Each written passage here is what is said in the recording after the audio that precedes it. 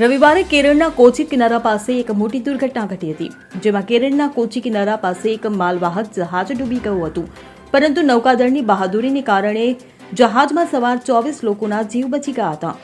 વાસ્તવમાં international maritime ઓર્ગેનાઇઝેશનનું MSC એલ્સા નામનું એક કાર્ગો જહાજ કોચી કિનારા તરફથી પસાર થઈ રહ્યું હતું. પછી વહાણે તેનું સંતુલન ગુમાવ્યું અને તેમાં પાણી ભરાવા લાગ્યું. થોડી જ વારમાં વહાણ સમુદ્રમાં ડૂબી ગયું હતું. જો કે રાહતની વાત એ છે કે જહાજ પર કોઈ જાનહાનિ થઈ નથી, કારણ કે ભારતીય કોસ્ટગાર્ડ અને ભારતીય નૌકાદળે તેમને સમયસર બચાવી લીધા હતા. આ ઘટના સવારે 7:50 વાગ્યાની આસપાસ બની હતી, જેની પુષ્ટિ ભારતીય કોસ્ટગાર્ડ દ્વારા કરવામાં આવી છે. બચાવાયેલા કુલ 24 લોકોમાંથી 21 લોકોને ભારતીય કોસ્ટગાર્ડ દ્વારા તેની બોટ અને હેલિકોપ્ટરની મદદથી બહાર કાઢવામાં આવ્યા હતા, જ્યારે અન્ય 3 લોકોને ભારતીય નૌકાદળના જહાજ INS સુજાતા દ્વારા બચાવી લેવામાં આવ્યા હતા. આ બચાવ કામગીરી ભારતીય નૌકાદળ અને કોસ્ટગાર્ડ વચ્ચે ઉત્તમ સંકલન અને તાલીમ પણ દર્શાવે છે.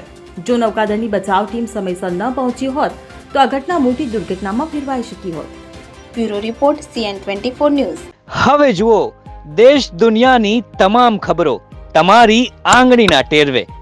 ઉઠાવો મોબાઈલ અને Google Play Store પરથી ડાઉનલોડ કરો અમારી CN24 ન્યૂઝ મોબાઈલ એપ.